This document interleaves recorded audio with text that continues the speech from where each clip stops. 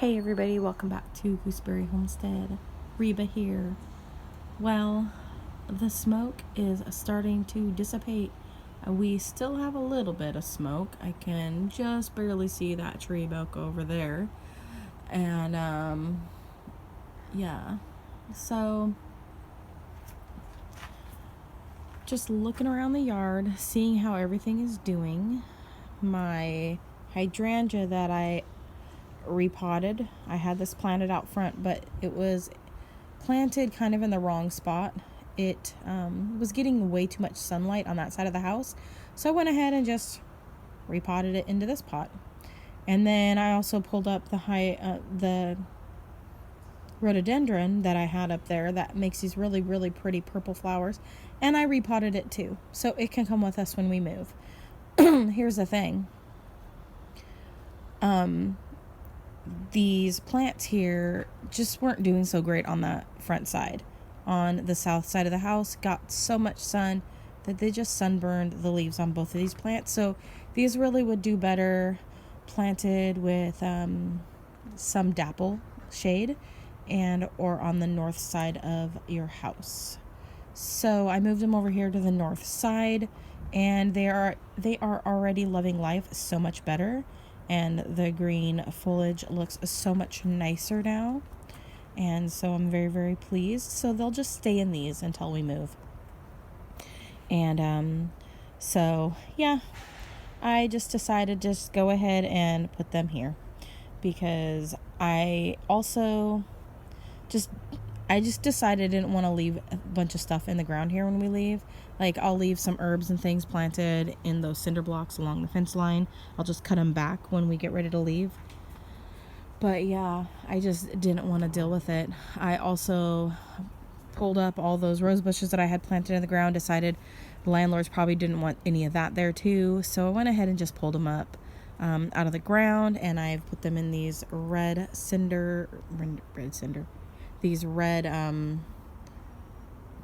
terracotta colored pots. I'm thinking I'm going to put these on my front doorstep area. I think they'll do fine right there because they get some shade from the overhang. And so I think I'm going to put those there. They're not going to stay right here. I do need to mow again. The grass is looking very pretty here. Nice and lush. We had been watering, so the grass started turning more green in the back areas. You can kind of see some green showing up over here because of all the fires that were happening. We just decided to go ahead and just do that. So yeah, so I got those all situated over there, looking good, with all the grass coming up everywhere. And then we just need to mow again. All the figs are doing really, really well, you guys. There's a few of them that are a little bit sad, like my Ronde de Bordeaux here, this little itty bitty one. It's all super, super sad. I don't know if it's because we've had a couple cooler nights or what, but that's the only one that's really looking sad. I do need to come in here and give these ones a water because it's been at least 4 or 5 days since I've watered them. And some of them might be getting a little bit dry, especially the emerald strawberries tend to suck up a lot of the water with their roots. So I really need to get those watered again, because those ones tend to droop sooner than the other ones with their leaves. So that's how I know. I had put them in these little containers over here because I was going to put dirt in there, but they were doing the bake effect because I had them inside the black pot, and they're inside of a black pot, and so those would start baking. The same thing happened with my Granthams Royal. They were kind of getting cooked when I had them inside of these empty pots within their own block pots, and so that's why I lost a lot of the leaves on those. But I still have one fig. I've come through and I've removed a lot of the figs off of some of the fig trees because I just knew most of those weren't going to make it, so why put energy into that when it can go into the roots? So there's that. I've also decided to stay out of other people's drama, especially in the fig community, because frankly, honeys, none of it really has anything to do with me. So I'm just going to grow my trees and compare my trees with one another. So unbiased. And then just have fun growing. you know, because ain't nobody got time for no drama. So, but everything's looking really good. My De La Roca should be ripening soon. My Violet de Bordeaux that I have over here should also be ripening soon. So I'm looking forward to that. It's right here. And I'm thinking this one is the main crop. I believe, okay, because I still consider myself a newbie. I've only been growing figs for just a little over a year now. And I still am having a hard time figuring out which one's the Breba and which one is the main crop.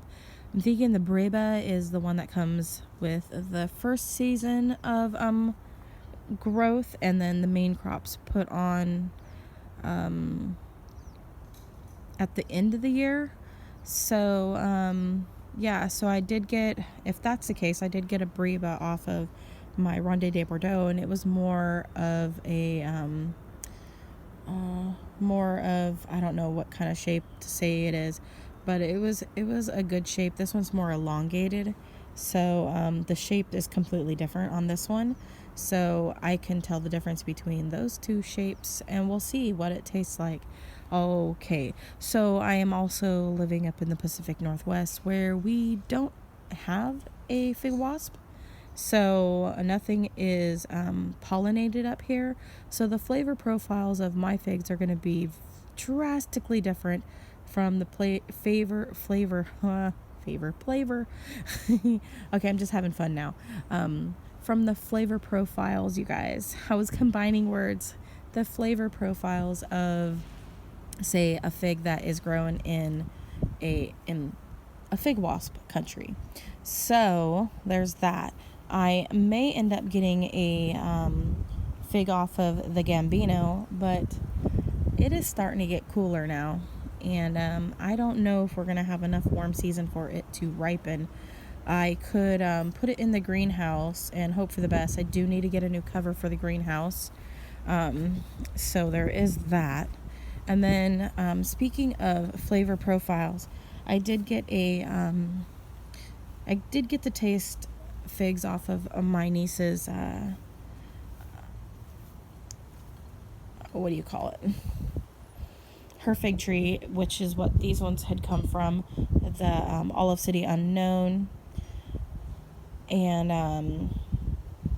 or Olive City Gem is what we're calling it, or Olive City Gem Unknown. It could be probably worded that way as well. But we don't know what variety it is. Is in, I'm wanting to say, the brown sugar flavor profile, and is a very sweet fig. I really like the sweet figs, so I really loved it. Not everybody likes the sweet figs, so just keep that in mind. I did taste fruit that had been caprified by the fig wasp, so chances are the flavor profile may be different. If this ends up being a common fig, it may end up being way different in my climate where I'm growing it now. So we'll just have to wait and see. I am growing out these figs to find out if they are common or not. So with that being said, that is the adventure that we are on now.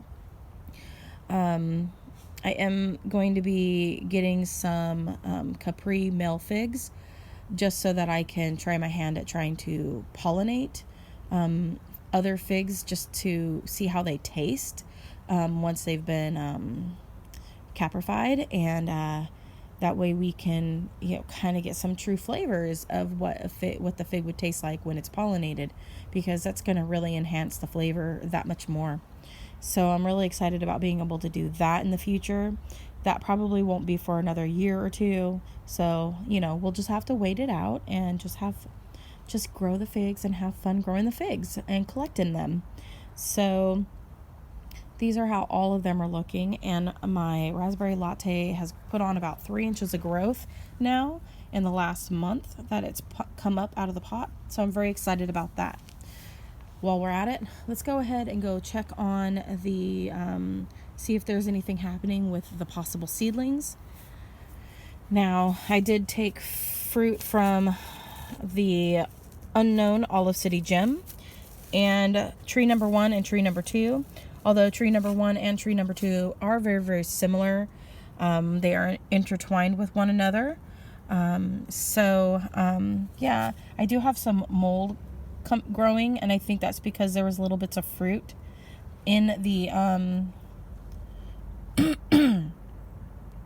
in the mixture of the seeds that I put into the pot.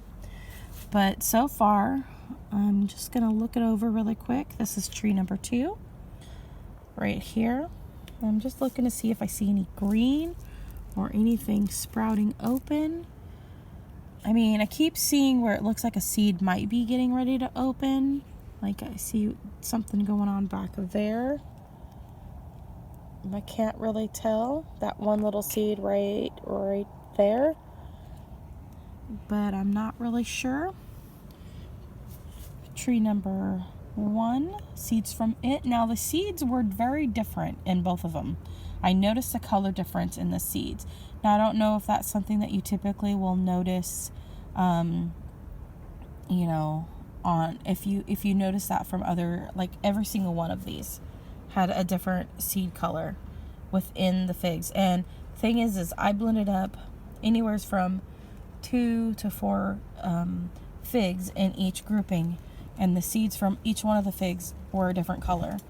That right there kind of tells me that they are definitely a different fig tree, although the flavors are going to be very, very similar, especially on tree number 1 and tree number 2, because I believe that they're probably they probably were seedlings at one point, and they probably have some similar genetics from parent plants. And so the chances is they're probably going to be very, very similar to one another, even in leaf shape. So we will soon find out, because I do have cuttings from tree number 1 and from tree number 2.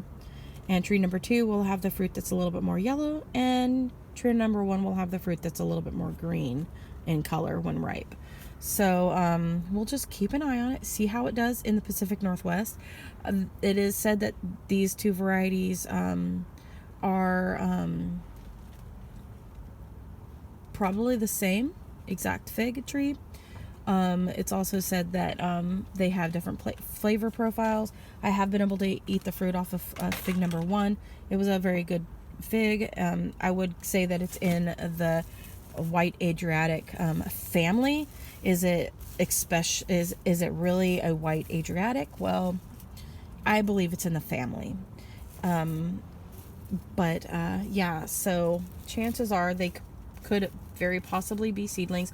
Where they are located does not look like an area somebody would actually really plant a fig tree. So yeah, I would wager to say that they probably are a seedling. And yeah, so that is my my thoughts on it, because these trees weren't always there. I grew up in this town, and so yeah, I know somebody else is selling these varieties under some other names, and that's why I've only labeled them in my garden as tree number 1 and tree number 2. I have no desire to go out and sell them under said names. You know what I'm saying? I might sell cuttings later on from these, if they do actually are, or can I talk right? No, probably not. If they do end up in fact being common figs like it is said that they are, then I may sell some cuttings of them, and I will probably use the surname, but I will put the unknown with it, because I didn't get the cuttings directly from the person who is selling them. And they are on a so-called public land. The public land may be owned by a bank. It also, the land that is for sale that these are on is a commercial lot. So chances are that these are, it could be somebody that owns it, that lives in town, and they might be going through a realtor. So to say that it's technically public land, well, it might actually be, the land might actually belong to somebody, but they're in the process of selling, so the trees don't matter at all. So chances are somebody from a commercial viewpoint will probably come along, and these trees will eventually be no more. I really have a deep feeling about that. So anyways, you guys, enough about that. I did label them possible CSC and possible CP. So those are the initials for the varieties that they could possibly be, and SC is the English version for the name of the Italian name that's been given to this variety. There are a lot of Italians that live in the Olive City, but you know, chances are this is not an Italian fig. But they gave it the name for an Italian fig. Is it the same flavor profile that the other person described? I would definitely say not. I did have a very nice ripe fig, and it did not taste like the profile that was described for that specific fig, but I will tell you that it was very good. So don't be upset about it. They are definitely really good figs. Tree number 2, one was well fermented, could not taste that one, and with the yellower skin, and the other fruit that came was way too ripe. So but by tasting the way too ripe part, that I could kind of get an idea of what it was going to taste like, and that was going to be a good one too. So does it taste exactly like the description that is being said for the varieties? I don't think so, but you know what, each to their own. And everybody, here's the thing though, what tastes good to somebody else and the flavors that they're getting with their tongues is going to be completely different than the flavors that somebody else gets from their tongue. I'm just saying, our taste buds are all different, and we will taste things differently. I got a lot of mulberry notes from fig number 1 and melon.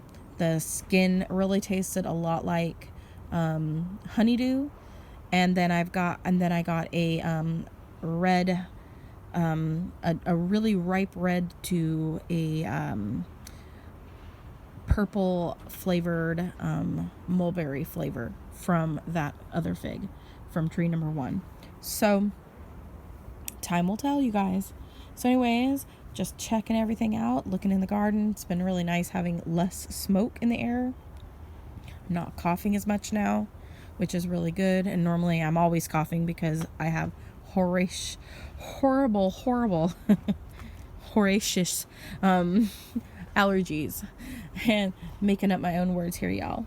So anyways, thanks for coming along with me, chit-chatting, taking a look at the garden, and come on back and we'll just see how everything changes and all of that good stuff, you guys. Comment, like, and subscribe. Click that bell button.